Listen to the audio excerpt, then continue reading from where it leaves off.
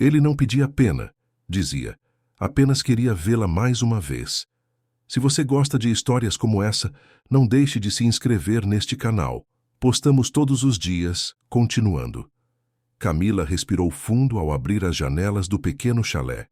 A brisa suave da manhã trazia o aroma das centenas de flores que cultivava com tanto esmero. 5 anos haviam se passado desde que abandonara Lisboa, e a vida luxuosa que conhecia, para reconstruir-se naquele pedaço de terra no interior do Alentejo. Ali, entre rosas, lavandas e girassóis, ela havia encontrado a paz que seu casamento jamais proporcionara. O sítio Florescer não era grandioso. Apenas 3 hectares de terra vermelha, um chalé rústico de madeira e pedra e um galpão onde preparava seus arranjos para vender na feira da cidade. Simples, mas seu, completamente seu. Sem interferências, sem ordens, sem ter que pedir permissão para cada passo. A lembrança do ex-marido, controlando cada aspecto de sua vida, ainda causava um aperto no peito. Afastou o pensamento enquanto caminhava entre os canteiros, verificando quais flores seriam colhidas para a feira do dia seguinte. Guilherme Monteiro. O nome que ela evitava pronunciar até em pensamento. O homem que fora, simultaneamente, seu grande amor e seu maior algoz. Dono do Banco Monteiro, uma das maiores instituições financeiras do país, ele havia construído seu império com a mesma determinação obsessiva com que tentara moldar a esposa perfeita. Você precisa estar impecável, Camila. Minha esposa representa a instituição tanto quanto eu. Ele dizia com aquela voz macia que disfarçava a ordem implícita. No começo, ela confundia aquilo com cuidado. Depois, percebeu a gaiola dourada que se fechava ao seu redor, roupas escolhidas por ele, amizades aprovadas por ele, horários determinados por ele. Um casamento de aparências que começara com paixão e terminara em sufocamento. Camila afastou as lembranças enquanto colhia um buquê de lavandas. Hoje, aos 35 anos, estava irreconhecível para quem a conhecera nos salões de Lisboa. Cabelos naturalmente ondulados, soltos ao vento, pele dourada pelo sol, mãos calejadas pelo trabalho com a terra. Preferia assim. Autêntica. O telefone tocou dentro do chalé. Estranho. Poucas pessoas tinham seu número.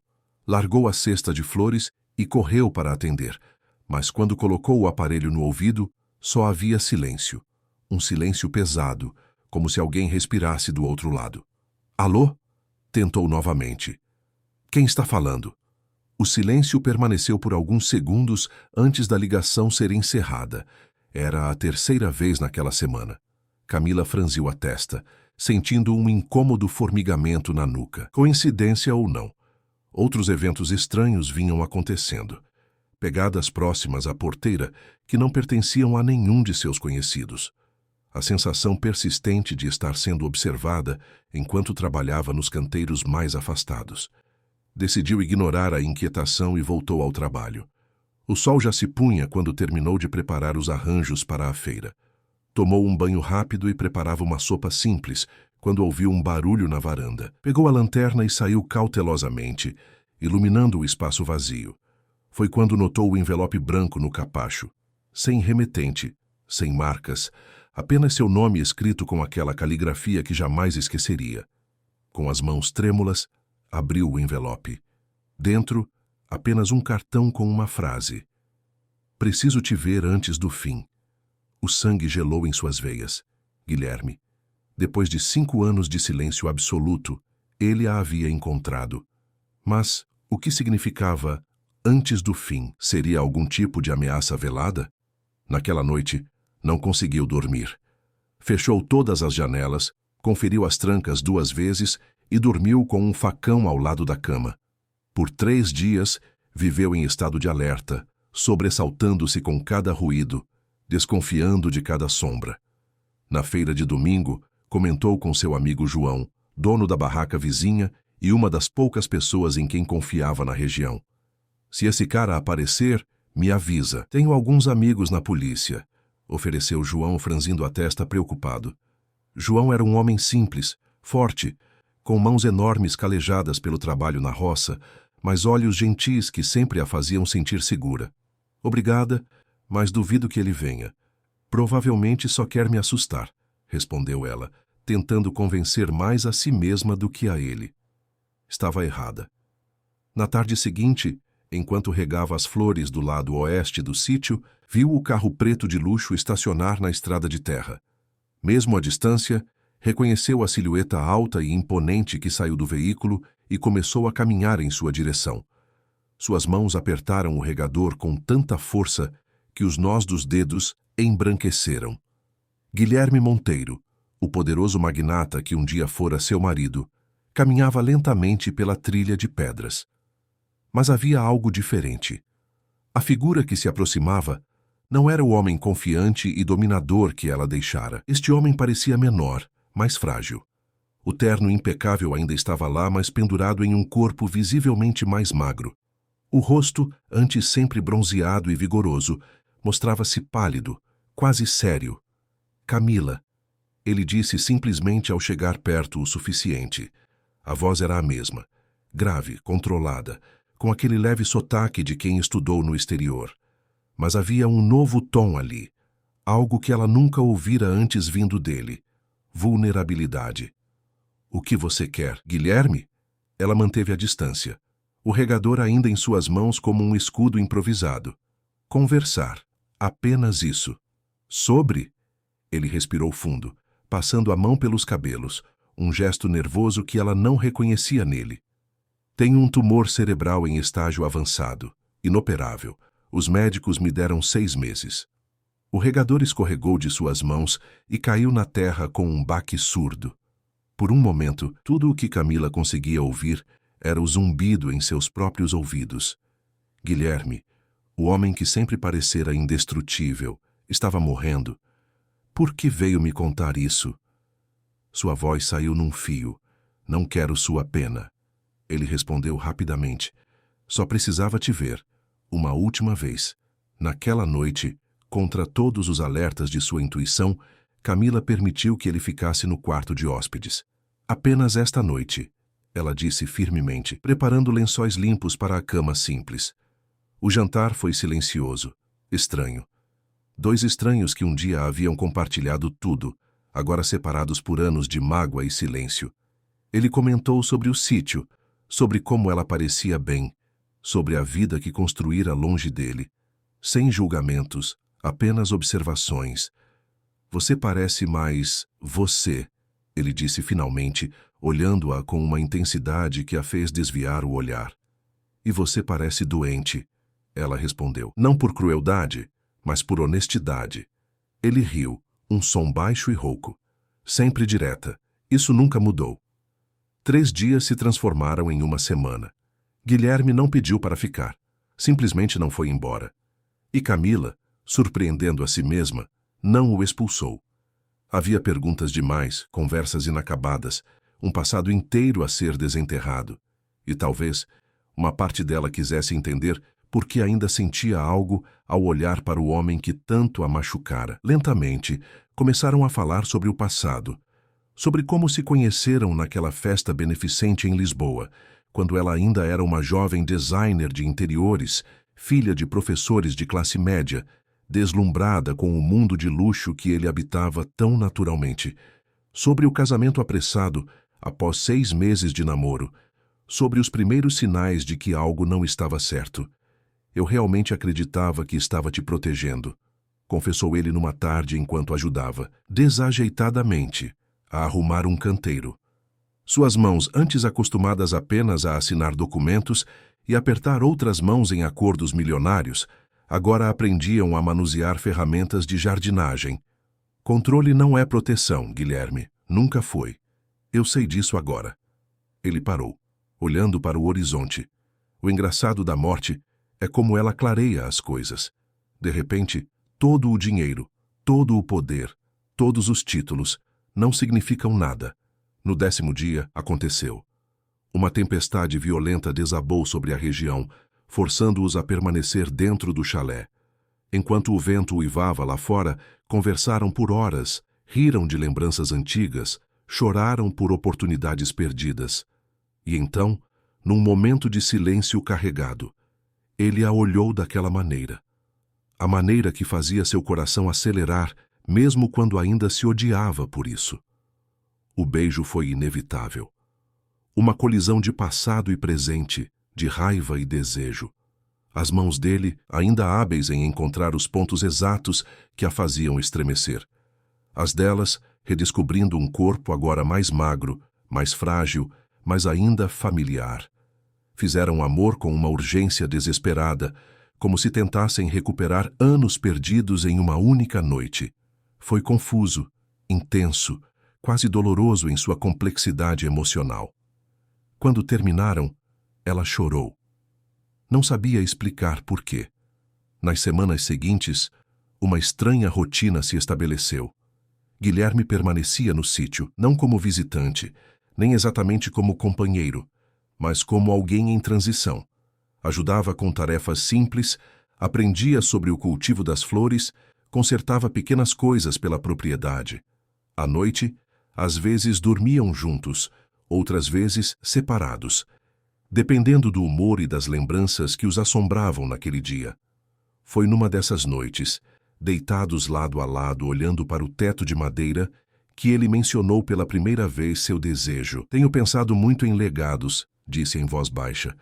Natural, considerando sua situação, ela respondeu, virando-se para olhá-lo na penumbra. Não falo de dinheiro ou do banco, isso é só papel. Ele fez uma pausa longa. Quero um filho, Camila. O silêncio que se seguiu foi ensurdecedor. Um filho? Com um homem que estava morrendo? Um homem de quem ela fugira anos atrás? A ideia parecia tão absurda que sua primeira reação foi rir. Você está falando sério? Perguntou, apoiando-se no cotovelo para encará-lo melhor. Nunca falei tão sério. Seus olhos brilhavam na escuridão. Sei que parece loucura. Sei que não tenho direito de pedir isso. Mas antes de ir, quero saber que deixo algo de verdadeiro neste mundo. Um filho não é um monumento, Guilherme. Não é isso que quero dizer. É sobre continuidade, sobre amor que permanece depois que partimos. Camila não respondeu naquela noite, nem nas noites seguintes, quando ele retomava o assunto, sempre delicadamente, nunca pressionando como o antigo Guilherme teria feito. Este novo homem, moldado pela proximidade da morte, parecia ter aprendido a respeitar limites, ou talvez fosse apenas uma nova forma de manipulação. A dúvida começou a crescer quando ela percebeu como Guilherme reagia à presença de João. O amigo vinha ocasionalmente verificar como ela estava, trazendo produtos da cidade e olhando Guilherme com desconfiança mal disfarçada. Da primeira vez que João apareceu após a chegada de Guilherme, a tensão foi palpável. Só quero ter certeza que você está bem, João disse a Camila em particular, enquanto Guilherme observava de longe, aparentemente ocupado com a organização da lenha. Estou bem, João. É complicado, mas estou lidando com isso. Se ele te machucar de alguma forma, ele está doente, João. Terminal. João franziu a testa, mas assentiu. Mesmo assim, estou de olho. Após a partida de João, Camila notou a mudança em Guilherme.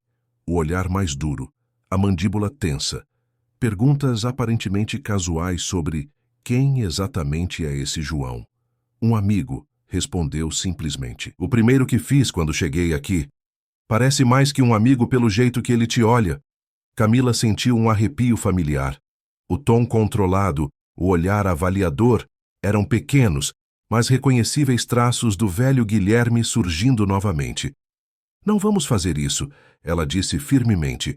Não tem direito de questionar minhas amizades. Ele ergueu as mãos em rendição. Desculpe, velho hábito, mas o incidente plantou uma semente de dúvida. Nos dias que se seguiram, ela começou a notar outros sinais. A forma como ele reorganizava discretamente os itens da cozinha para melhor eficiência, comentários sutis sobre suas escolhas de roupa, perguntas cada vez mais frequentes sobre onde ela estava indo e quando voltaria.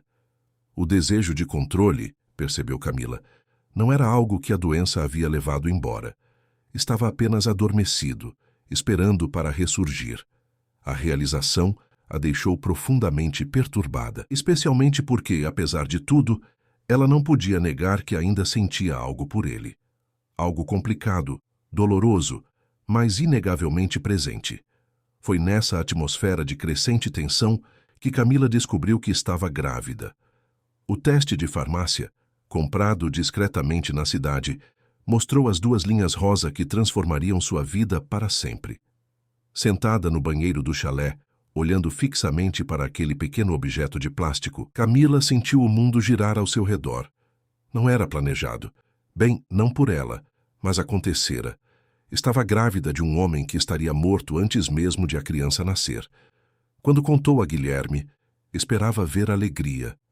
Em vez disso, viu algo diferente em seus olhos.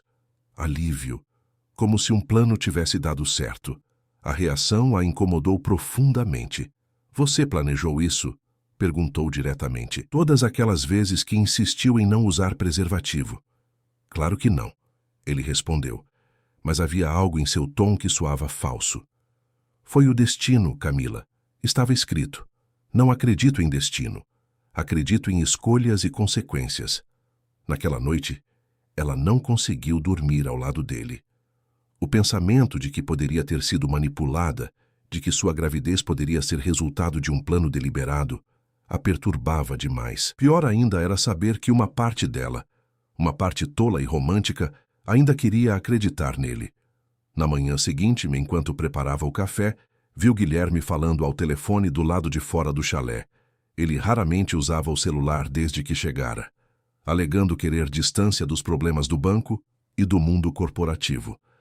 Vê-lo falando com tanta intensidade, gesticulando como nos velhos tempos de executivo, fez algo despertar dentro dela. Camila aproximou-se silenciosamente da janela aberta. Preciso de confirmação absoluta, ele dizia em voz baixa, mas firme. Não posso continuar baseando decisões tão importantes em informações incompletas. Agende uma ressonância em uma clínica diferente. Use outro nome se necessário. Quando ele desligou e virou-se, encontrou Camila parada na varanda, braços cruzados, expressão indecifrável. Com quem estava falando? Perguntou ela. Meu assistente. Assuntos do banco que não podem esperar, mesmo nas minhas circunstâncias. A mentira era tão evidente, tão flagrante, que Camila sentiu uma onda de náusea que nada tinha a ver com a gravidez. Quero que vá embora, disse com uma calma que surpreendeu a ambos. Hoje. Camila, por favor, não faça isso. Não agora. O que estava realmente falando ao telefone, Guilherme? Sobre que confirmação estava falando? Ele hesitou, e nessa hesitação, ela viu a confirmação de suas piores suspeitas. Você não mudou nada, continuou ela. Ainda manipula, ainda controla, ainda mente para conseguir o que quer. A única diferença é que agora usa sua doença como escudo. Não é assim. Ele tentou se aproximar, mas ela recuou. Sim, há coisas que não te contei, mas... Chega, interrompeu ela. Não quero mais explicações, não quero mais mentiras. Quero que pegue suas coisas e saia do meu sítio, da minha vida. E o bebê? A voz dele falhou. É meu filho também. Vou criar esta criança e você pode participar legalmente como pai, mas nós... Ela gesticulou entre eles. Acabamos aqui, de novo. Guilherme partiu naquela tarde, o rosto uma máscara de desolação. Camila observou o carro preto se afastar pela estrada de terra, sentindo uma mistura de alívio e uma estranha sensação de perda. Sabia que não seria o fim, não com um filho a caminho, mas pelo menos retomava o controle de sua própria vida. O que ela não sabia era que 3 dias depois, Guilherme descobriria uma verdade que mudaria tudo novamente. Hospedado em uma pousada simples na cidade vizinha, a apenas 20 quilômetros do sítio Florescer, Guilherme Monteiro enfrentava a pior crise de sua vida. Não era o suposto tumor que o atormentava agora, mas a sensação de ter perdido, talvez definitivamente, a única pessoa que realmente importava. O quarto modesto, com sua cama de solteiro e móveis simples, era um contraste absurdo com a cobertura triplex que possuía em Lisboa ou o apartamento em Nova York. Sentado na beira da cama, girava o celular entre os dedos, contemplando a ligação que precisava fazer. A conversa com Camila havia despertado uma dúvida que não o deixava em paz. Finalmente, discou o número do Dr. Paulo Mendes, o neurologista que diagnosticara seu tumor 3 meses antes. Dr. Monteiro, como está se sentindo? A voz do médico soava estranhamente hesitante. Confuso. Para ser honesto, preciso de um segundo exame, em outra clínica, outro laboratório. Quero confirmação absoluta. O silêncio do outro lado da linha durou tempo demais. Dr. Mendes? Senhor Monteiro, eu estava justamente tentando entrar em contato com o senhor. Houve uma situação que precisa ser discutida pessoalmente. Guilherme sentiu o estômago afundar. Que tipo de situação? Prefiro não discutir por telefone. Podemos nos encontrar amanhã no consultório? Diga agora. O suspiro do médico foi audível. Bem, a pedido da equipe jurídica do hospital, solicitamos uma revisão completa de seus exames. Comparamos com os resultados enviados pelo laboratório e parece que houve um erro grave de análise. Erro? Guilherme levantou-se de um salto. Que tipo de erro? As imagens foram mal interpretadas. O que parecia ser um tumor glioblastoma de grau 4 é, na verdade, uma sombra causada por um problema no equipamento, combinada com uma pequena inflamação benigna. Em resumo, Sr. Monteiro, o senhor não tem câncer. O telefone escorregou da mão de Guilherme, caindo no carpete barato. Sua mente girava. Não tinha câncer. Não estava morrendo.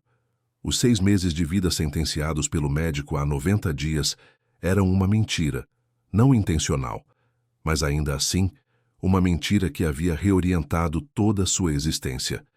Uma mentira que o levara até Camila. Uma mentira que havia resultado em uma gravidez. Uma mentira que, quando revelada, provavelmente destruiria qualquer chance de reconciliação. Em estado de choque, Guilherme passou os 2 dias seguintes trancado no quarto da pousada, tentando processar o que acontecera. Não estava morrendo. Deveria sentir-se aliviado, eufórico até, mas tudo o que conseguia sentir era uma culpa esmagadora. Havia reaparecido na vida de Camila sob a premissa de um homem condenado buscando uma última conexão. E agora, o que era?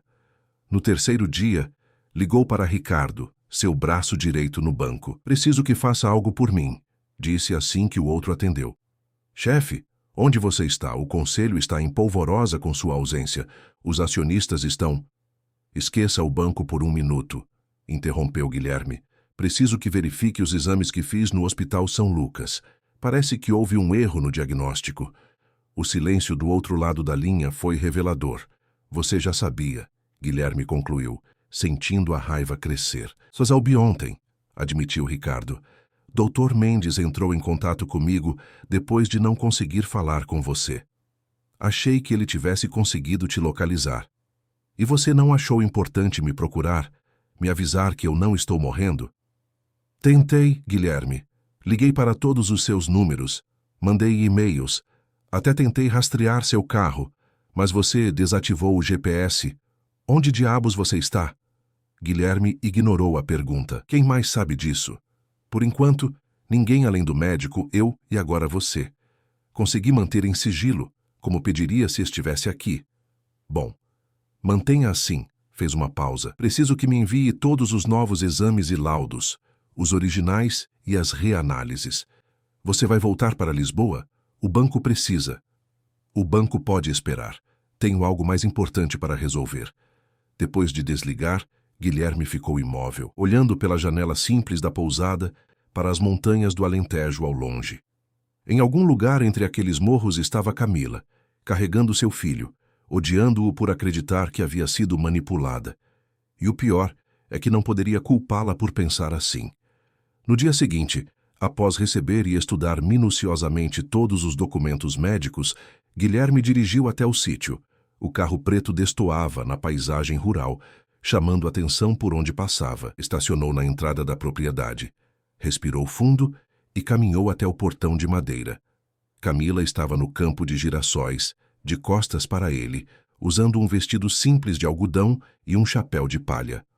Por um momento, ficou apenas observando-a, pensando em como sua vida em Lisboa parecia vazia e artificial, comparada à autenticidade que ela construíra ali. Camila, chamou finalmente. Ela virou-se e seu rosto endureceu ao vê-lo. Eu disse para não voltar. Eu sei, mas preciso te contar algo. Não quero ouvir mais mentiras, Guilherme. Não é mentira, é... Ele hesitou, buscando as palavras certas. O diagnóstico estava errado. Eu não tenho câncer. Não estou morrendo. Camila ficou imóvel, as palavras lentamente penetrando sua compreensão. Então, para surpresa de Guilherme, ela começou a rir. Um riso amargo, incrédulo, que logo se transformou em algo mais próximo de um soluço. Isso é algum tipo de piada doentia? Não. Tenho aqui todos os exames, os laudos originais, a revisão. Ele estendeu a pasta que trazia. Foi um erro do laboratório, uma sombra na imagem, combinada com uma pequena inflamação benigna. Camila olhou para a pasta como se fosse algo perigoso. Então você aparece na minha vida, depois de 5 anos, me diz que está morrendo. Consegue. Isso! Ela gesticulou para a própria barriga, ainda sem sinais visíveis da gravidez. E depois simplesmente me diz: ops, falso alarme. Não é assim, Camila. Eu realmente acreditava que estava morrendo. Foi por isso que vim te procurar. Por isso que me manipulou emocionalmente. Por isso que insistiu tanto na ideia de um filho. Ela jogou o chapéu no chão com força. Sabe o que isso parece, Guilherme? Parece exatamente o tipo de jogada calculada que você sempre fez. Não planejei nada disso. Não? Ela se aproximou, os olhos faiscando de raiva. Você não planejou me engravidar? Não viu isso como uma oportunidade perfeita para me manter conectada a você para sempre? Não. Ele passou as mãos pelos cabelos em desespero. Eu realmente pensei que estava morrendo. Quando soube do diagnóstico, tudo mudou para mim. Percebi o quanto desperdicei minha vida perseguindo coisas que não importam. O quanto te machuquei tentando te controlar. Vim aqui para me despedir, para tentar consertar pelo menos um pouco do mal que causei. E sim, quando te vi novamente, quando passamos aqueles dias juntos, desejei desesperadamente deixar algo de mim neste mundo. Algo bom. Um filho. Ela completou em voz baixa. Sim, nosso filho. Ele deu um passo em sua direção, mas ela recuou. Camila, por favor. Sei que estou em uma posição impossível aqui. Sei que não tenho direito de pedir nada, mas pelo menos acredite que não menti intencionalmente. Ela cruzou os braços, estudando-o por um longo momento. Mostre-me os exames. Durante a hora seguinte, sentados na varanda do chalé, Guilherme explicou detalhadamente cada documento médico. Mostrou as imagens originais, os laudos contraditórios, os pedidos de desculpas formais do hospital. Camila ouvia em silêncio, ocasionalmente fazendo perguntas técnicas que o surpreendiam. Minha mãe era enfermeira, explicou ela ao notar sua expressão. Aprendi algumas coisas. Quando ele terminou, Camila guardou os documentos na pasta e ficou olhando para o horizonte. Então você não está morrendo, disse finalmente. Não. E agora? A pergunta pairou entre eles, carregada de possibilidades e medos. Agora, quero estar presente. Para você, para o bebê. Da forma que você permitir. Como pai. Como pai, como amigo, como... Ele hesitou. Como o que você quiser que eu seja. Camila balançou a cabeça, um sorriso sem humor nos lábios. Você acha que é tão simples? Que pode aparecer, virar minha vida do avesso e depois se ajustar ao papel que eu decidir te dar? Não acho que seja simples. Acho que será o desafio mais difícil da minha vida, mas estou disposto a enfrentá-lo. E o banco? Sua vida em Lisboa? Posso administrar à distância, ou posso vender minha parte. Não me importo mais com isso. Ela o estudou com aqueles olhos que sempre pareciam enxergar além de suas palavras. Você realmente mudou, ou só está assustado pela quase morte? A pergunta o atingiu como um soco. Era exatamente o que ele mesmo se perguntava nos últimos dias. Honestamente, não sei. Acho que a ideia da morte me forçou a encarar a verdade sobre mim mesmo, sobre como vivi. Mas se isso é uma mudança verdadeira ou apenas um momento de clareza temporária, ele deu de ombros. Só o tempo dirá. A honestidade da resposta pareceu afetar Camila mais do que qualquer declaração grandiosa teria feito. Vou precisar de tempo, disse ela finalmente, para processar tudo isso, para decidir como quero seguir. Entendo. Enquanto isso, não quero você aqui. Não no sítio. É o meu espaço, meu refúgio. Ele assentiu, engolindo a decepção. Posso ficar na cidade para estar próximo quando, se você quiser conversar novamente? Faça o que achar melhor. Ela se levantou, indicando que a conversa havia terminado. Preciso pensar, Guilherme. Sozinha. Ele respeitou sua decisão e partiu, o coração pesado, mas não sem esperança.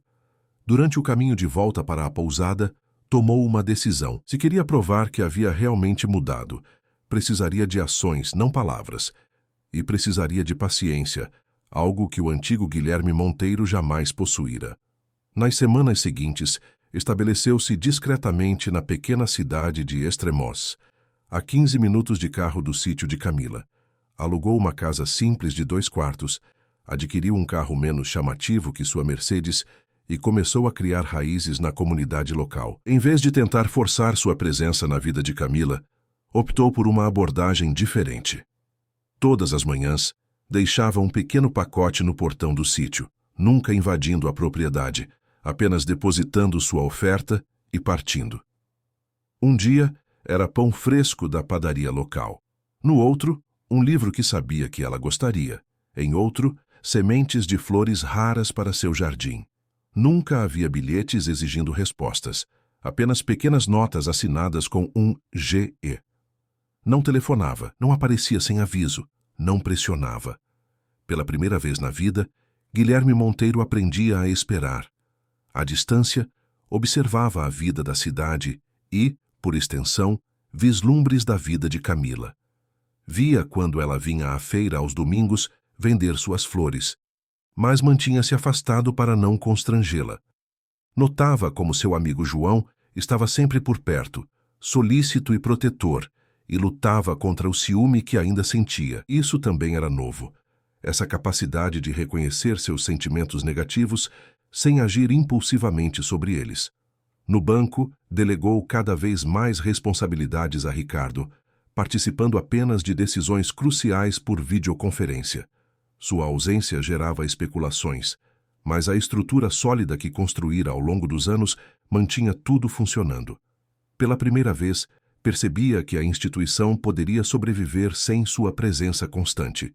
Outra lição de humildade. Em Estremoz, poucos sabiam quem ele realmente era. Para a maioria, era apenas um homem de negócios da capital que decidira mudar-se para o interior em busca de uma vida mais tranquila. Começou a frequentar a mercearia local, o bar da praça, a pequena biblioteca municipal. Conversava com as pessoas sem pretensões ou objetivos, algo que nunca fizera antes. Foi durante uma dessas conversas casuais no bar da praça que ouviu pela primeira vez sobre o amigo de Camila. Aquele João é um bom homem, comentava o dono do estabelecimento com outro cliente. Ajudou a dona Camila desde que ela chegou aqui sem conhecer ninguém. Agora que ela está esperando, ele anda mais protetor que nunca. Você acha que eles vão acabar juntos? Perguntou o outro homem. Um senhor de idade que Guilherme já vira algumas vezes na praça. Ora, ele é apaixonado por ela desde o primeiro dia. Todo mundo sabe. Só não sei se ela sente o mesmo. Guilherme tomou seu café em silêncio, o estômago revirando com a informação.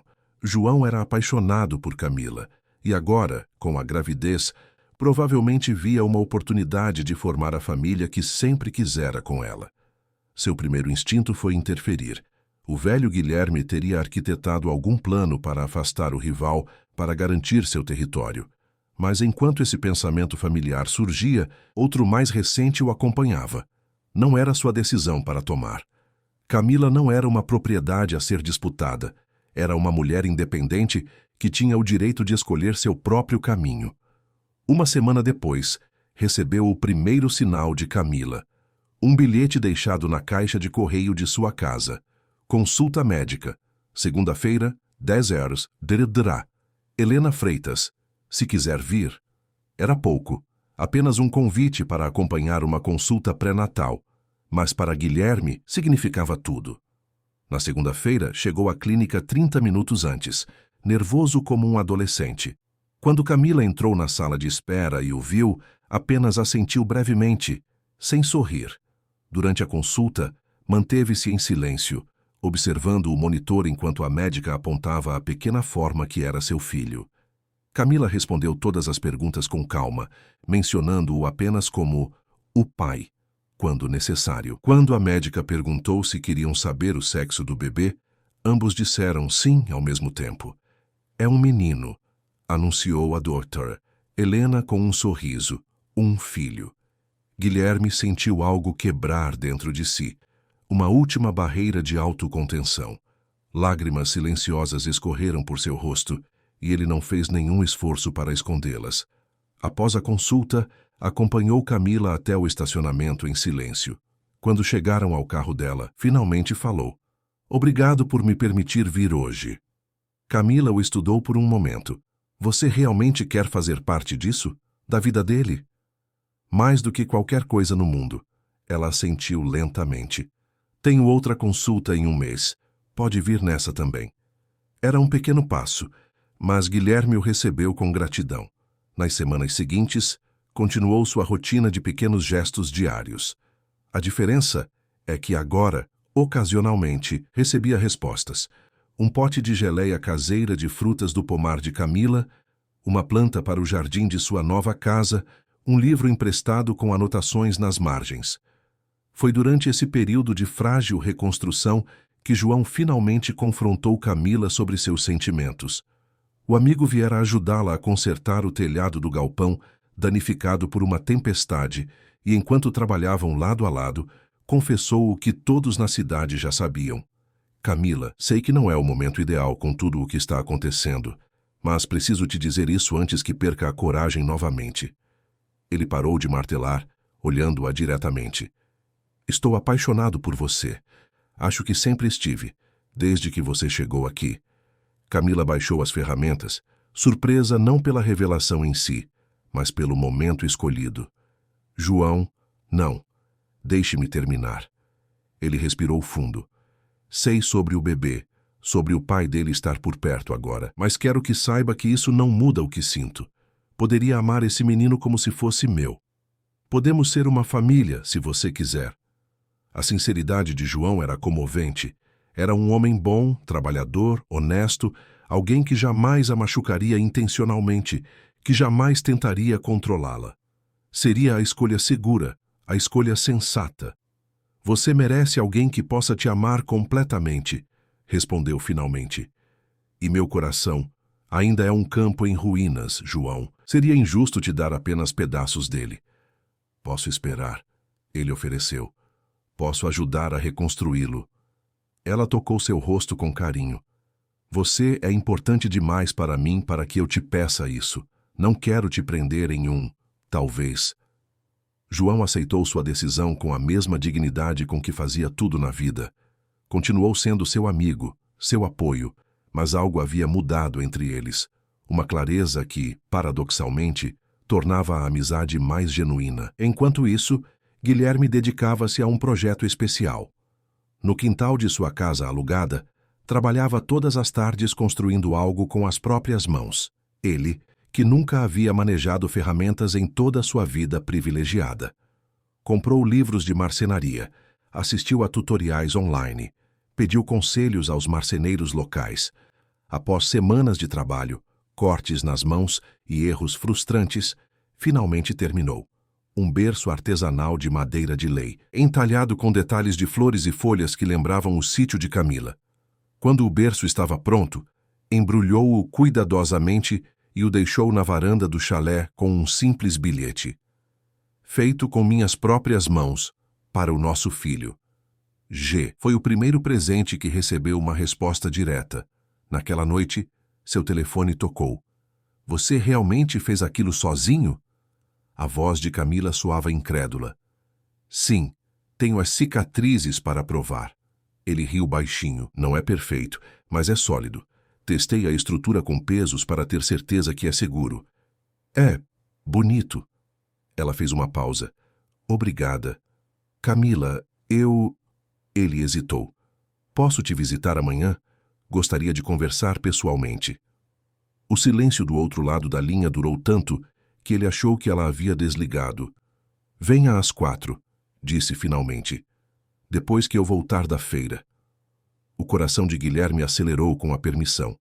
Talvez, finalmente, estivessem prontos para uma conversa real sobre o futuro. O que ele não sabia era que no dia seguinte, horas antes de seu encontro marcado, outra visita chegaria ao sítio Florescer. Alguém que jamais esperaria ver naquele lugar. Sua mãe, Eleonora Monteiro, a matriarca da família Monteiro, conhecida em Lisboa por sua elegância glacial e influência nos círculos sociais mais exclusivos, apareceu no sítio dirigindo pessoalmente seu Jaguar importado. Aos 65 anos, mantinha-se impecável como sempre. Cabelos grisalhos perfeitamente arrumados, maquiagem discreta, joias caras combinando com um tailleur de grife que parecia absurdamente fora de lugar na paisagem rural. Camila estava colhendo lavandas quando viu o carro se aproximar. Seu coração falhou uma batida ao reconhecer a mulher que saía do veículo. A mesma que, anos atrás, deixara claro de inúmeras formas que a considerava inadequada para seu filho.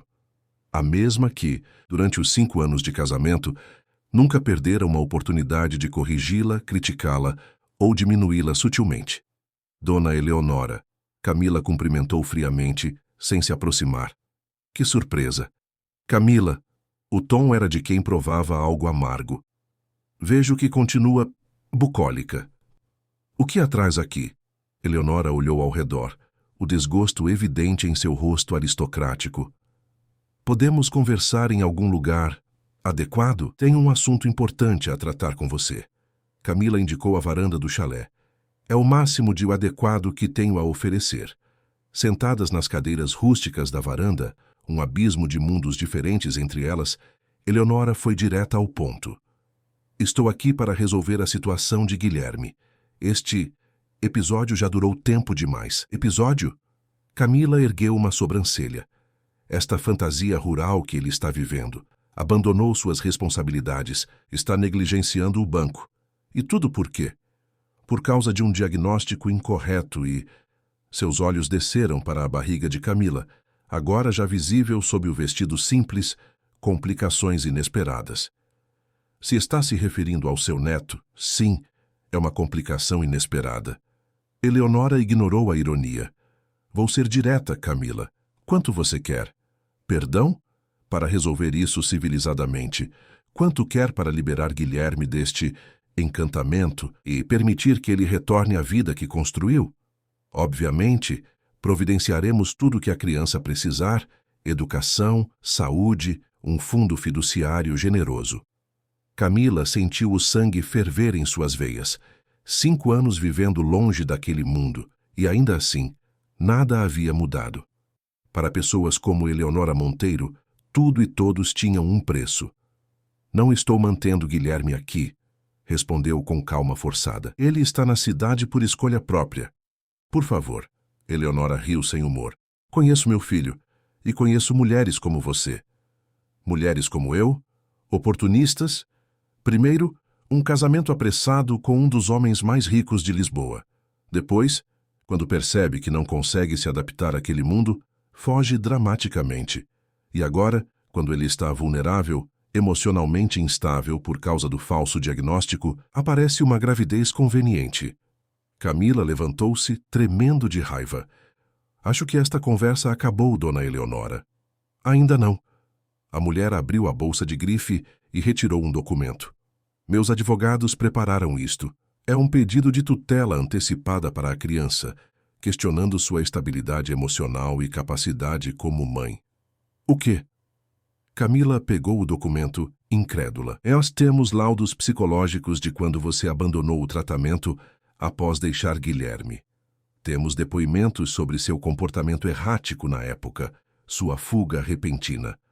Podemos construir um caso bastante convincente de que você não está emocionalmente equipada para criar uma criança, especialmente uma criança Monteiro.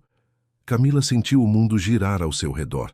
Aquela mulher estava ameaçando tirar seu filho ainda não nascido. A mesma mulher que sempre a tratara como inferior, que sempre fizera questão de lembrá-la que não pertencia àquele mundo. Saia da minha casa, disse em voz baixa, mas firme. Agora, pense bem, Camila. Podemos resolver isso amigavelmente, ou podemos tornar sua vida um inferno jurídico pelos próximos anos. Antes que Camila pudesse responder, o som de pneus na estrada de terra chamou a atenção de ambas. Era Guilherme, chegando mais cedo para o encontro marcado. Ao ver o Jaguar da mãe, seu rosto empalideceu visivelmente. Estacionou rapidamente e saiu do carro quase correndo. Mãe, o que está fazendo aqui? Eleonora levantou-se com elegância, apenas tentando resolver a situação. Filho, já que você parece incapaz de fazê-lo, que situação? Seus olhos encontraram os de Camila, notando sua expressão perturbada. O que você disse a ela? Apenas a verdade. Que esta farsa rural precisa acabar, que você tem responsabilidades e que podemos chegar a um acordo financeiro que beneficie a todos. Guilherme ficou imóvel por um momento, processando as palavras da mãe. Então, para a surpresa de ambas as mulheres, começou a rir. Um riso amargo, quase doloroso de ouvir. Inacreditável, disse finalmente. Mesmo depois de tudo, você ainda não entendeu nada. Guilherme. Não, mãe, agora você vai me ouvir. Sua voz adquiriu uma firmeza que Camila nunca havia escutado antes. Não estou aqui contra minha vontade. Não estou sendo manipulado, enganado ou seduzido. Estou aqui porque escolhi estar. Porque pela primeira vez na vida, estou fazendo o que é certo, não o que é esperado. Você abandonou tudo que construímos. Não abandonei nada. O banco continua funcionando perfeitamente sob minha supervisão à distância. A diferença é que não estou mais sacrificando minha vida pessoal por ele. Ele se aproximou de Camila, colocando-se ao lado dela. E se você veio aqui para intimidá-la ou ameaçá-la, pode esquecer. Não vou permitir. Eleonora endireitou-se, os olhos frios como aço. Já vejo que conversar com você neste estado é inútil. Falarei com os advogados e... Não, você não vai. A voz de Guilherme cortou o ar como um chicote. Se levantar um dedo contra Camila, o nosso filho, se fizer qualquer movimento legal, qualquer ameaça, vou renunciar oficialmente à presidência do banco e vender todas as minhas ações. Você não faria isso. Teste-me. Seus olhos, tão parecidos com os da mãe, estavam igualmente frios agora. O império que você e meu pai construíram, que você tanto preza, vai para o primeiro concorrente que fizer uma oferta decente. E acredite, há muitos interessados. A ameaça pairou no ar como uma nuvem carregada. Eleonora conhecia o filho bem o suficiente para saber que não estava blefando. O Banco Monteiro era seu legado, a coroa de sua vida ao lado do falecido marido. Vê-lo nas mãos de estranhos seria insuportável. Pense bem no que está fazendo, Guilherme, disse finalmente, recompondo-se. Pense nas consequências. Já pensei, e minha decisão está tomada. Ele pegou o documento de tutela das mãos de Camila e rasgou-o em pedaços. Isso acaba aqui. Agora, você está cometendo o maior erro da sua vida. Eleonora pegou sua bolsa, preparando-se para partir. Não, mãe. O maior erro da minha vida foi permitir que pessoas como você me convencessem que status e poder eram mais importantes que amor e honestidade. Não vou cometer esse erro novamente e não vou permitir que meu filho cresça com os mesmos valores distorcidos que me foram ensinados. Eleonora olhou para o filho uma última vez, uma mistura de desprezo e incredulidade em seu rosto, antes de caminhar rigidamente até seu carro. Partiu sem olhar para trás, deixando apenas uma nuvem de poeira vermelha na estrada. Quando o Jaguar desapareceu na curva, Guilherme virou-se para Camila, preocupação evidente em seu rosto. Você está bem? O que mais ela disse antes de eu chegar? Camila balançou a cabeça, ainda processando o que acabara de testemunhar. Ela ofereceu dinheiro para que eu te libertasse, e quando recusei, ameaçou entrar com um processo de tutela antecipada para o bebê, alegando que sou emocionalmente instável. Guilherme fechou os olhos por um momento, como se sentisse dor física. Sinto muito. Tanto. Deveria ter previsto que ela faria algo assim. Você acha que ela vai mesmo desistir? Sim. Ela sabe que não estou blefando sobre vender o banco. Ele hesitou. Mas vou tomar precauções legais de qualquer forma. para garantir que ela nunca possa tentar algo assim novamente. Camila assentiu, ainda abalada pela confrontação. Então, sem aviso, começou a chorar. Um choro repentino e intenso que a surpreendeu tanto quanto a Guilherme. Ei! Ele se aproximou hesitante, sem saber se devia tocá-la. Está tudo bem agora. Ela não vai voltar. Não é isso, Camila soluçou, incapaz de conter as lágrimas. É você. O que você fez? O que quer dizer? Você a enfrentou. Enfrentou tudo o que ela representa. Teria desistido do banco, de seu nome, de tudo, por nós. Ela olhou para ele com olhos marejados. O antigo Guilherme jamais teria feito isso. Ele sorriu tristemente. O antigo Guilherme era um tolo. Um tolo que não percebia o que realmente importava, até quase perder tudo. Nesse momento, algo mudou entre eles. Uma barreira invisível que havia permanecido mesmo durante os meses de lenta reaproximação finalmente desmoronou. Camila deu um passo em sua direção e, pela primeira vez desde que ele reaparecera em sua vida, foi ela quem iniciou o contato, abraçando-o com força. Obrigada, sussurrou contra seu peito, por estar aqui, por ser diferente. Guilherme a abraçou de volta, sentindo a pequena protuberância de sua barriga pressionada contra ele. Seu filho, seu futuro, a segunda chance que jamais esperara merecer. Estou aprendendo, respondeu simplesmente. E vou continuar aprendendo todos os dias, se você me deixar ficar. Naquela noite, Camila convidou-o para jantar. Pela primeira vez, não havia tensão entre eles, apenas o início de algo novo. Não o recomeço da antiga relação, mas a construção de algo diferente, algo fundamentado em respeito mútuo e escolhas conscientes. Enquanto conversavam na varanda sob as estrelas, com o aroma das flores no ar e o som suave dos grilos ao fundo, ambos sabiam que o caminho pela frente ainda seria difícil. Havia feridas antigas para cicatrizar, confiança para reconstruir, um passado complicado para reconciliar. Mas também havia um futuro que, contra todas as probabilidades, haviam escolhido enfrentar juntos. O outono no Alentejo trouxe consigo uma suavidade particular naquele ano. As tardes eram mornas, as noites frescas, e os campos de Camila explodiam em cores que pareciam celebrar as mudanças em sua vida. 4 meses haviam se passado desde o confronto com Eleonora Monteiro, e as sementes plantadas naquele dia transformaram-se em novas raízes, profundas e resilientes. Guilherme não voltara a morar no sítio imediatamente. Em vez disso, mantivera a casa alugada na cidade, visitando Camila diariamente, sempre respeitando seu espaço e seus limites.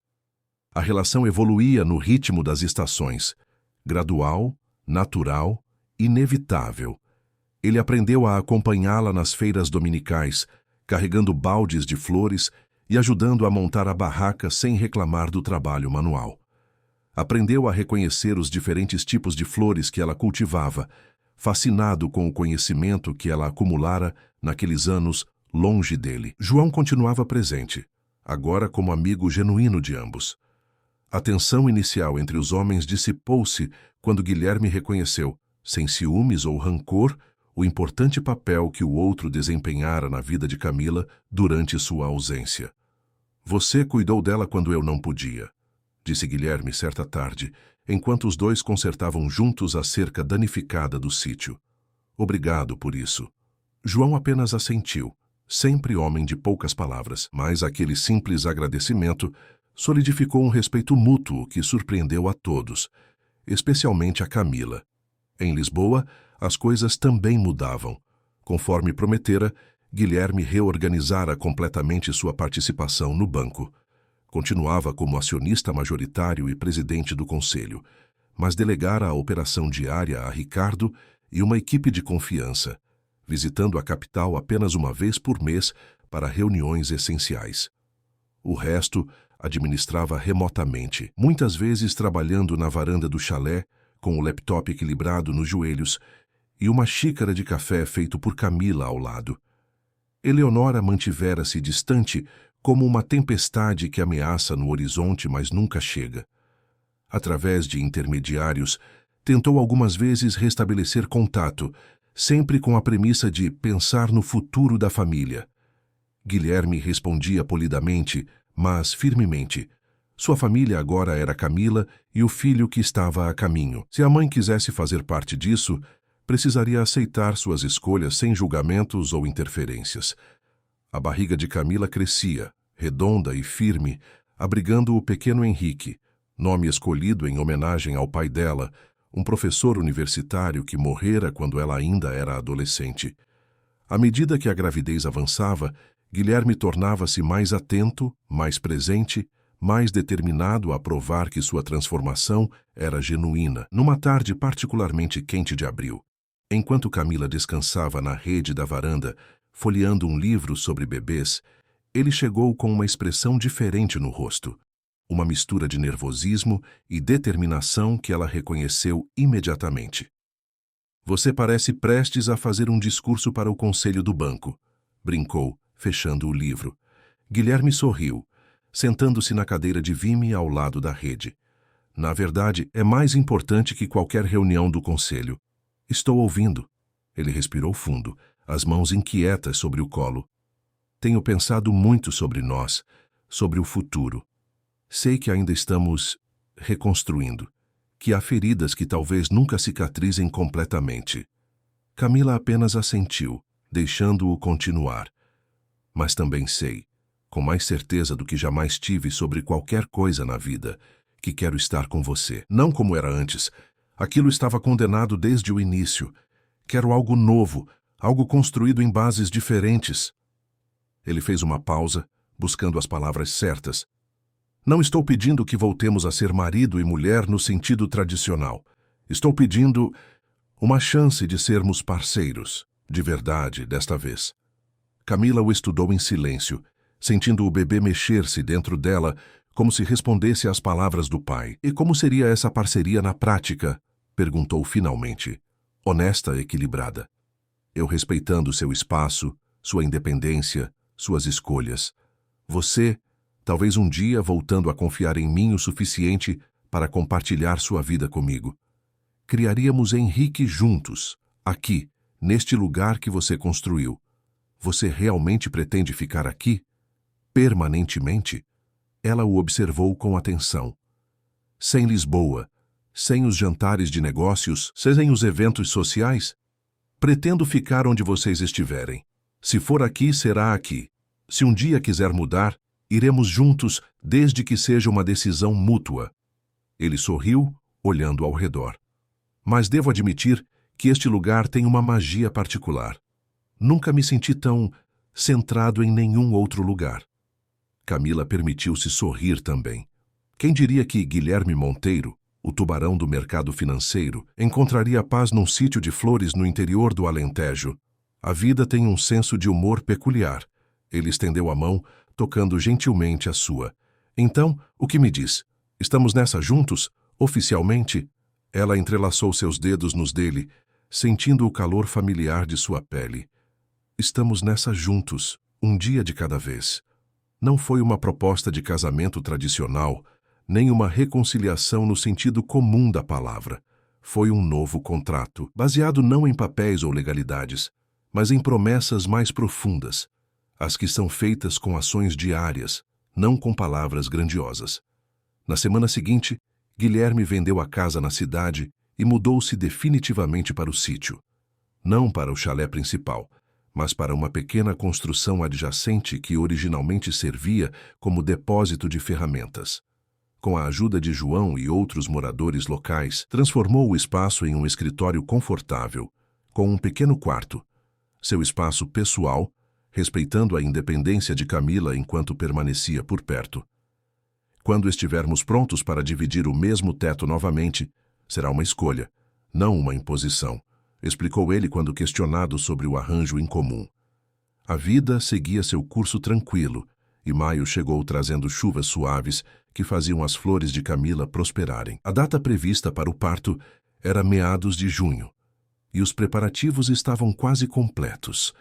O berço feito por Guilherme já estava instalado no quarto do bebê, junto com uma cômoda antiga, restaurada, e uma poltrona de amamentação que ele encomendara especialmente de um artesão local. Camila, agora no 8º mês, mantinha-se ativa, mas começava a sentir o peso da gravidez. Suas costas doíam constantemente e ela se cansava com mais facilidade.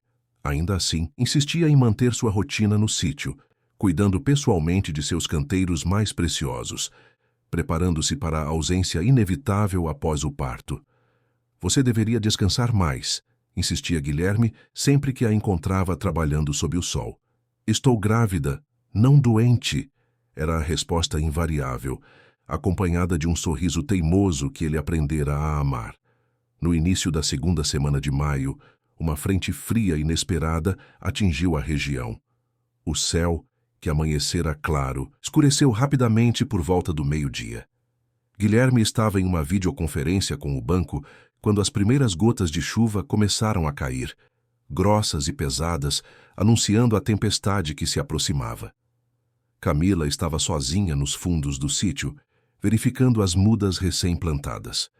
Quando percebeu a mudança no tempo, tentou retornar rapidamente para o chalé, mas o caminho de volta, geralmente fácil, tornou-se traiçoeiro com a chuva que rapidamente transformava o solo em lama escorregadia. A meio caminho, sentiu a primeira contração. Uma dor aguda que a fez parar e apoiar-se em uma árvore, respirando pesadamente. Ainda é cedo, murmurou para si mesma, tentando se acalmar. Mas segundos depois, outra contração, mais forte que a primeira. A chuva intensificava-se, acompanhada agora de fortes rajadas de vento. Camila tentou continuar caminhando, mas uma terceira contração a fez dobrar-se de dor. Foi quando percebeu que sua bolsa havia estourado, a água quente misturando-se à chuva fria que encharcava suas roupas. «Guilherme!» gritou, mas sua voz perdeu-se no barulho da tempestade. Estava a pelo menos 200 metros do chalé, longe demais para ser ouvida. Tentou alcançar o celular no bolso, mas suas mãos tremiam tanto que o aparelho escorregou, caindo na lama e apagando-se imediatamente. O pânico começou a se instalar quando outra contração, ainda mais forte, a fez cair de joelhos. «Não agora, Henrique», sussurrou, acariciando a barriga. «Ainda não é hora».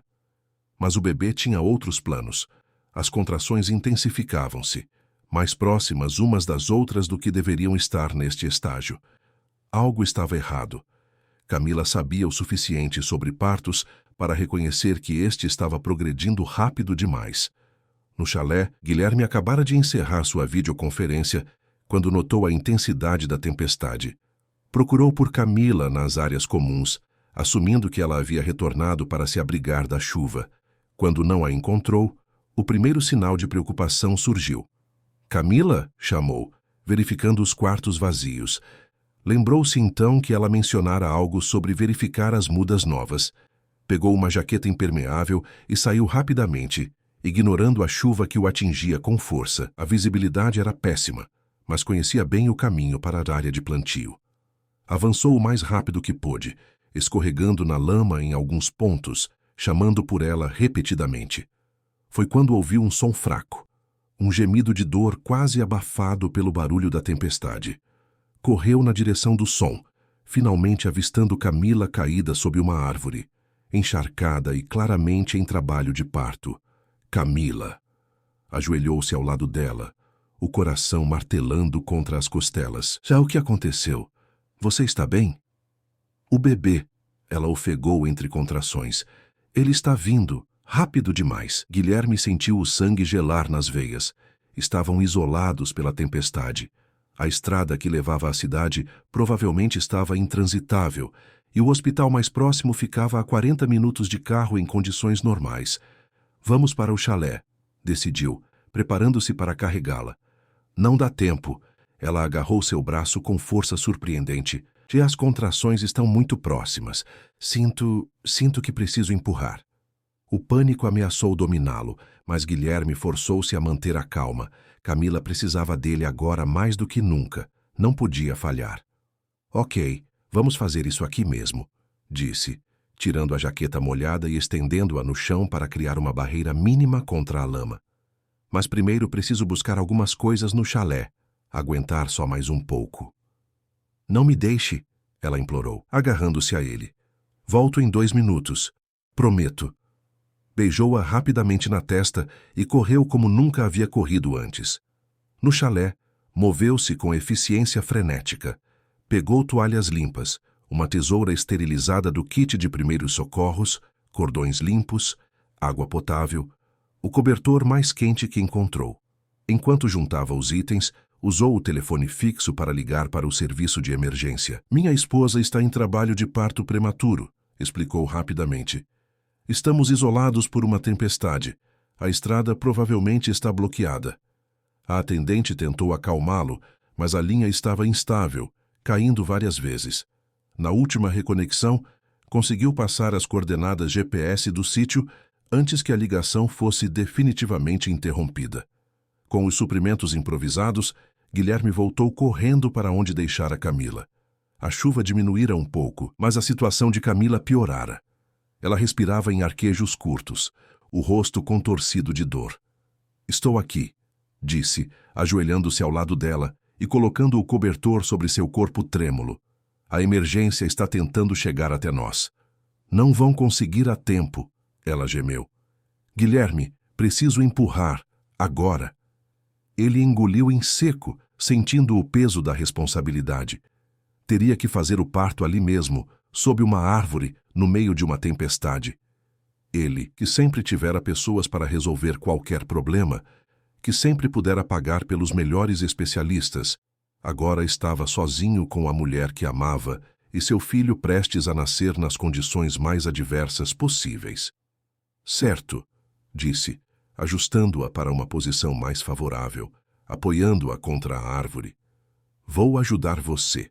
Nós conseguimos. O que se seguiu foram os minutos mais intensos da vida de ambos. Guilherme, guiado apenas pelo instinto e pelas instruções ofegantes de Camila, posicionou-se para receber o bebê. Ela empurrava com toda a força que ainda possuía, alternando entre gritos de dor e momentos de concentração absoluta. Consigo ver a cabeça, anunciou ele. Uma mistura de terror e admiração em sua voz. Continue, amor. Você é a pessoa mais forte que já conheci. 3 empurrões depois, Henrique Gonçalves Monteiro nasceu sob o céu tempestuoso do Alentejo, seu primeiro choro misturando-se ao som dos trovões distantes. Guilherme, com mãos trêmulas mas surpreendentemente firmes, cortou o cordão umbilical, envolveu o filho em toalhas limpas e o entregou aos braços da mãe exausta. Ele é perfeito, sussurrou Camila, lágrimas misturando-se à chuva em seu rosto. Olha o que fizemos. Guilherme não conseguiu responder. Um nó de emoção bloqueava sua garganta enquanto observava Camila e o filho, sua família, seu milagre pessoal. Naquele momento, sob a árvore açoitada pela tempestade, compreendeu com clareza cristalina o verdadeiro significado de riqueza. Precisavam sair dali. A chuva diminuíra para uma garoa fina, mas o ar esfriava rapidamente com o cair da tarde, criando condições perigosas para um recém-nascido. Com cuidado extremo, Guilherme ajudou Camila a se levantar, ainda segurando firmemente o bebê nos braços. Lentamente, apoiando-a a cada passo, guiou-a de volta ao chalé. Haviam acabado de chegar quando ouviram o som de hélices cortando o ar. O resgate que Guilherme solicitara conseguira enviar um helicóptero, aproveitando a breve trégua na tempestade. A aeronave pousou no campo aberto ao lado do sítio, e paramédicos correram até o chalé. Vocês têm sorte, comentou um dos socorristas, enquanto examinava rapidamente mãe e filho. A tempestade abriu uma janela de apenas 20 minutos. Se tivéssemos chegado mais tarde, teríamos que esperar até amanhã. Em questão de minutos, Camila e Henrique foram preparados para o transporte. Guilherme insistiu em acompanhá-los, recusando-se a deixá-los por um segundo sequer.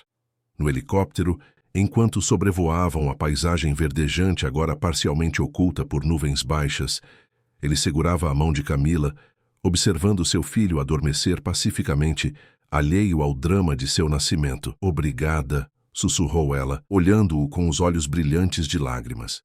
Por estar lá, por não entrar em pânico, por fazer o que precisava ser feito. Ele beijou sua mão suavemente. Eu que agradeço, por me dar uma segunda chance, por me dar ele. No hospital em Évora, exames detalhados confirmaram que, apesar das circunstâncias dramáticas, tanto Camila quanto Henrique estavam perfeitamente saudáveis. O bebê nascera algumas semanas antes do previsto, mas com peso e tamanho adequados. Os médicos recomendaram alguns dias de observação apenas por precaução. A notícia do nascimento aventuresco do herdeiro Monteiro espalhou-se rapidamente. Em Lisboa, Eleonora ficou sabendo através de contatos no hospital. Após um dia inteiro de hesitação, fez algo que surpreendeu a todos. Telefonou diretamente para Guilherme. "Como estão eles?" perguntou, a voz mais suave do que o filho se lembrava de ouvi-la em anos. "Bem, os dois estão bem", Guilherme respondeu cautelosamente, surpreso com o contato. Houve um longo silêncio do outro lado da linha, como se a matriarca Monteiro lutasse contra algo dentro de si mesma. Posso visitá-los?" perguntou finalmente. A hesitação tão fora de seu caráter habitual que Guilherme quase não reconheceu a voz da mãe. A pergunta o pegou desprevenido. Seu primeiro instinto foi recusar e proteger Camila e Henrique de qualquer negatividade durante este momento precioso. Mas havia algo no tom de Eleonora, uma vulnerabilidade nunca antes demonstrada, que o fez reconsiderar. "Vou perguntar a Camila", respondeu finalmente. "A decisão é dela." Quando transmitiu o pedido a Camila, esperava resistência, talvez até recusa imediata. Em vez disso, ela refletiu por um momento. O filho adormecido em seus braços. "Acho que devemos permitir", disse finalmente, surpreendendo-o. "Henrique é seu filho, mas também é neto dela. Se ela está disposta a fazer este movimento em nossa direção, talvez devamos dar a chance. Tem certeza?" Depois de tudo que ela disse, das ameaças, Camila ajustou o bebê em seus braços, olhando para o pequeno rosto que combinava traços de ambos. "Estou cansada de muros, Guilherme. Passei 5 anos construindo barreiras, me protegendo. Não quero que Henrique cresça cercado por divisões familiares, ressentimentos antigos." Ela sorriu fracamente. "Além disso, estamos em posição de força agora. Não somos mais aquele casal despreparado que ela podia intimidar." Guilherme assentiu, admirado mais uma vez pela sabedoria e força da mulher com quem tivera a sorte de reconectar. Eleonora chegou ao hospital na tarde seguinte, sozinha, sem a comitiva de assistentes que normalmente a acompanhava. Trajava um conjunto simples para seus padrões e trazia um único presente, uma pequena caixa de madeira entalhada que Guilherme reconheceu imediatamente. Havia pertencido a seu pai, contendo o primeiro par de sapatinhos que ele próprio usara quando bebê. O encontro foi inicialmente tenso, marcado por formalidades cuidadosas, mas quando Camila, num gesto de generosidade que surpreendeu a todos, ofereceu o bebê para que Eleonora o segurasse, algo mudou no rosto da matriarca. A máscara de frieza aristocrática derreteu ao olhar para o neto, revelando a mulher por trás da persona social que cultivara por décadas. "Ele tem os olhos dos Monteiro", comentou baixinho, um dedo tocando suavemente a bochecha do recém-nascido. "Mas o queixo é igual ao seu, Camila." Foi um pequeno reconhecimento, quase trivial, mas representava um mundo de diferença vindo dela. Admitir que o bebê carregava a herança de ambas as famílias, não apenas do lado Monteiro. A visita durou apenas meia hora, concluindo-se antes que qualquer tensão pudesse ressurgir. Ao despedir-se, Eleonora fez algo completamente inesperado. Estendeu a mão para Camila num gesto formal, mas genuinamente respeitoso. "Meu filho tem sorte", disse simplesmente, "mais do que merece, talvez." Camila aceitou o aperto de mão, respondendo com igual dignidade. "Estamos reescrevendo essa história, todos nós." Não foi uma reconciliação, nem o início de uma relação próxima. Foi apenas o primeiro tijolo de uma ponte que talvez um dia pudesse unir mundos que sempre pareceram irreconciliavelmente distantes. 3 dias depois, Camila e Henrique receberam alta. O retorno ao sítio foi tranquilo. A tempestade havia passado completamente, deixando para trás um céu limpo e um sol acolhedor. João e outros vizinhos haviam se mobilizado durante a ausência deles, reparando pequenos danos causados pela tempestade, preparando refeições que enchiam a geladeira, deixando tudo pronto para a chegada do novo morador. Enquanto Guilherme estacionava o carro em frente ao chalé, Camila contemplou o lugar que escolhera para recomeçar sua vida anos atrás. O sítio Florescer, com seus canteiros coloridos, a casa simples mas aconchegante, o silêncio pacífico interrompido apenas pelo canto dos pássaros. Agora, esse lugar ganhava um novo significado, abrigando não apenas seu recomeço pessoal, mas o início da vida de seu filho. "Bem-vindo ao lar, Henrique", murmurou, beijando a testa do bebê adormecido em seus braços. Nas semanas que se seguiram, estabeleceram uma nova rotina, noites mal dormidas, mamadas frequentes, a aprendizagem constante que vem com a chegada de um primeiro filho. Guilherme surpreendeu Camila com sua dedicação. Para um homem que nunca precisara cuidar de ninguém além de si mesmo, adaptou-se com naturalidade surpreendente às tarefas paternas. Trocava fraldas sem reclamar. Acalmava o bebê nas madrugadas para que Camila pudesse descansar. Aprendera a preparar mamadeiras para os momentos em que ela precisava de uma pausa na amamentação. "Quem diria", comentou ela uma noite, observando-o embalar Henrique com perfeição, "que o grande Guilherme Monteiro seria tão bom nisso." Ele sorriu, sem desviar os olhos do filho. "Acho que finalmente encontrei algo em que vale a pena ser realmente bom." Em julho, quando Henrique completou seu primeiro mês de vida, tomaram uma decisão importante. O sítio, embora amado por ambos, começava a mostrar limitações práticas para uma família com um recém-nascido. A distância do hospital mais próximo, revelada dramaticamente durante o parto, era uma preocupação constante. O espaço, suficiente para Camila sozinha, tornava-se apertado para 3 pessoas e todas as necessidades de um bebê. "Não quero voltar para Lisboa", afirmou Camila quando começaram a discutir alternativas. "Construí uma vida aqui, tenho meu negócio, meus amigos." "Nem eu sugeriria isso", respondeu Guilherme. "Mas talvez possamos encontrar um meio-termo." A solução veio na forma de uma pequena fazenda à venda, a apenas 10 quilômetros de distância. Com 30 hectares de terra fértil, uma casa principal espaçosa e confortável e várias construções auxiliares, oferecia o espaço que precisavam sem abandonar a região que haviam aprendido a amar. A proximidade maior da cidade significava acesso mais rápido a serviços essenciais, incluindo médicos e escolas quando Henrique crescesse.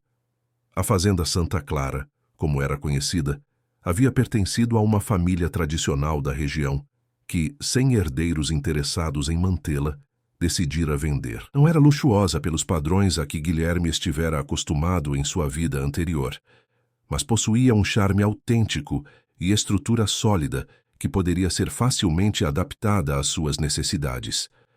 A negociação foi rápida, facilitada pelo capital que Guilherme dispunha e pela boa vontade dos vendedores, ao saber que a propriedade seria mantida como residência familiar, não transformada em empreendimento comercial como temiam. Em agosto, oficializaram a compra. O sítio Florescer não foi abandonado. Em vez disso, com a ajuda de João, que aceitou o convite para trabalhar com eles em tempo integral, expandiram a operação de flores, transformando o que era um negócio de subsistência em um empreendimento mais estruturado, fornecendo flores orgânicas para floriculturas em várias cidades da região. A mudança para a Fazenda Santa Clara marcou o verdadeiro início de sua nova vida conjunta, não mais vivendo em espaços separados, nem mantendo a distância cautelosa dos primeiros meses de reaproximação. Agora dividiam efetivamente um lar, com todos os desafios e alegrias que isso implicava. "Estranho como a vida dá voltas", comentou Camila na primeira noite na nova casa, enquanto arrumavam juntos o quarto de Henrique. "Há um ano, você apareceu no meu portão dizendo que estava morrendo. E agora estamos mais vivos do que nunca", completou Guilherme, abraçando-a por trás, enquanto observavam o filho dormindo pacificamente no berço entalhado à mão. Em setembro, quando Henrique completou 4 meses, receberam a primeira visita inesperada de Ricardo, o braço direito de Guilherme no banco. A princípio, Camila ficou apreensiva, temendo que trouxesse más notícias ou tentativas de convencer Guilherme a retornar à antiga vida. Mas o motivo era bem diferente. Vim porque preciso ver com meus próprios olhos, explicou Ricardo durante o jantar na ampla varanda da fazenda. Todo o conselho acha que você está tendo um colapso nervoso ou algum tipo de crise de meia-idade. Não conseguem entender como o homem que vivia para o banco agora só aparece virtualmente uma vez por semana. Delegou 90% das decisões e parece mais feliz do que nunca. Guilherme riu, servindo mais vinho ao amigo. E o que você acha? Ricardo olhou ao redor, para a casa espaçosa, mas despretensiosa, para Camila amamentando discretamente Henrique em uma poltrona próxima, para a expressão relaxada de Guilherme, que contrastava dramaticamente com a tensão constante que sempre o caracterizara em Lisboa. Acho que descobri um segredo que muitos nunca encontram, respondeu finalmente. Como ser rico em coisas que realmente importam. A visita de Ricardo abriu um precedente. Nas semanas seguintes, outros amigos próximos de Guilherme fizeram a peregrinação até o Alentejo, curiosos para entender a transformação do homem que conheciam. Alguns vinham céticos, outros genuinamente interessados. Todos saíam diferentes de alguma forma, tocados pela autenticidade que encontravam na fazenda Santa Clara. Gradualmente, Camila permitiu que suas próprias barreiras caíssem. Os amigos que Guilherme trazia não eram as figuras intimidadoras da alta sociedade que ela conhecera durante o casamento, mas pessoas que ele realmente valorizava, em sua maioria, profissionais que admirava por sua integridade tanto quanto por sua competência. Uma ponte cuidadosa começava a se formar entre os dois mundos que haviam habitado. Não uma fusão completa, mas um caminho de respeito mútuo, onde o melhor de cada realidade poderia ser preservado e compartilhado. Outubro trouxe o retorno das chuvas e a primeira palavra reconhecível de Henrique. Mama, naturalmente, para a alegria de Camila e fingido desapontamento de Guilherme.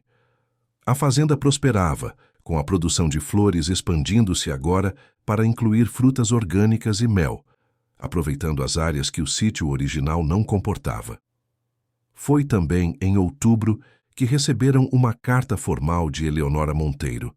Não continha ameaças legais, nem tentativas de manipulação, apenas um convite simples para um almoço em sua casa em Lisboa, quando considerassem apropriado. Junto ao convite, um cheque substancial, indicado como Fundo Educacional para Henrique, sem condições ou exigências anexadas. Camila e Guilherme discutiram longamente sobre como responder. Por fim, devolveram o cheque com uma carta gentil, explicando que preferiam que Eleonora conhecesse o neto pessoalmente antes de fazer contribuições financeiras para seu futuro. Incluíram um convite para visitar a fazenda durante as festas de final de ano, se desejasse. A resposta chegou uma semana depois, um simples cartão confirmando que viria para o Natal, acompanhado de uma fotografia antiga que mostrava Guilherme bebê nos braços do pai, com uma pequena nota. Ele tem o mesmo olhar. Enquanto novembro avançava, trazendo dias cada vez mais quentes que anunciavam o verão português, Guilherme finalmente concretizou um projeto que vinha planejando silenciosamente por meses. Usando parte dos recursos que mantivera de sua vida anterior, estabeleceu uma fundação educacional focada em escolas rurais da região, priorizando o ensino de tecnologia e empreendedorismo sustentável para jovens que, de outra forma, teriam opções limitadas. Quero que Henrique cresça, vendo que privilégio traz responsabilidade, explicou a Camila quando revelou o projeto finalizado. Que entenda desde cedo que fortuna não é apenas o que temos no banco, mas o que fazemos com o que temos. Camila, que sempre valorizara essa visão social que Guilherme nunca demonstrara em sua vida anterior, viu nesse gesto mais uma confirmação de sua transformação genuína. Não era uma mudança superficial motivada pelo medo da morte, mas uma evolução profunda de valores, lenta e consistente, que continuava mesmo meses após o falso diagnóstico. Em uma tarde quente de dezembro, enquanto Henrique brincava em seu cercadinho na varanda, Camila encontrou Guilherme olhando pensativamente para o horizonte, uma expressão contemplativa no rosto que havia aprendido a ler tão bem. No que está pensando? Perguntou, sentando-se ao seu lado. Ele sorriu, pegando sua mão. Em como quase perdi tudo isso, em como estava cego para o que realmente importava. Camila assentiu, compreendendo. Sabe o que é engraçado? Se aquele diagnóstico tivesse sido correto, se você estivesse realmente morrendo quando apareceu no sítio, eu teria partido sabendo que encontrei o verdadeiro sentido da vida, mesmo no final dela, ele completou. Mas estou infinitamente grato por ter a chance de viver esse significado, não apenas reconhecê-lo. Observaram juntos o sol começando a se pôr atrás das montanhas, pintando o céu com tons de laranja e rosa que refletiam nos campos verdejantes da fazenda. Henrique gorgolejou alegremente em seu cercadinho, tentando alcançar um brinquedo colorido. Às vezes penso que foi tudo um grande plano do universo, comentou Camila suavemente. O diagnóstico errado que te trouxe de volta, a gravidez inesperada, até mesmo a tempestade no dia do nascimento. Como assim? Como se precisássemos ser forçados a esse recomeço. Como se precisássemos perder tudo. Você, sua saúde aparente, eu minha independência cuidadosamente construída para encontrar algo maior. Guilherme considerou suas palavras. Talvez. Ou talvez sejamos apenas duas pessoas imperfeitas que finalmente aprenderam a crescer juntas, em vez de tentar moldar um ao outro. Camila apoiou a cabeça em seu ombro, observando o filho que agora os observava de volta, um sorriso banguelo, revelando os primeiros dentinhos. Sabe o que mais gosto em você agora? Perguntou ela. O quê? O silêncio. Não aquele silêncio opressivo que tínhamos antes, quando palavras importantes nunca eram ditas, mas esse novo silêncio, confortável, onde não precisamos preencher cada momento com provas ou garantias. Ele beijou o topo de sua cabeça, compreendendo perfeitamente o que ela queria dizer. O silêncio que compartilhavam agora era o de pessoas que finalmente encontraram seu lugar no mundo, juntas, mas não fundidas, conectadas, mas não dependentes. Quando a primeira estrela surgiu no céu crepuscular, Henrique começou a ficar inquieto, sinalizando que era hora de seu banho noturno. Levantaram-se juntos, Guilherme pegando o filho no colo, enquanto Camila recolhia os brinquedos espalhados. Vamos, pequeno, disse ele, erguendo o bebê acima da cabeça, provocando uma gargalhada deliciosa. Hora do ritual noturno. Camila observou os dois entrando na casa, a silhueta do homem alto com o bebê nos braços, recortada contra a luz acolhedora que vinha do interior. Permitiu-se um momento de contemplação antes de segui-los. O caminho que haviam percorrido não fora fácil nem linear. Partindo de um casamento superficial baseado em atração e status, passando por anos de separação amarga, um reencontro motivado por um diagnóstico falso, uma gravidez inesperada, confrontos familiares e, finalmente, uma reconstrução genuína, baseada em escolhas conscientes e respeito mútuo. Não era um conto de fadas, nem pretendia ser.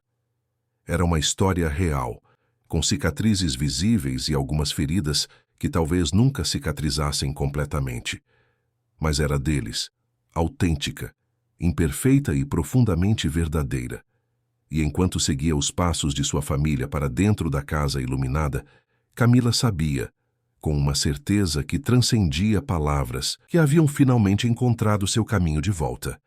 Não para o que foram um dia, mas para o que sempre poderiam ter sido.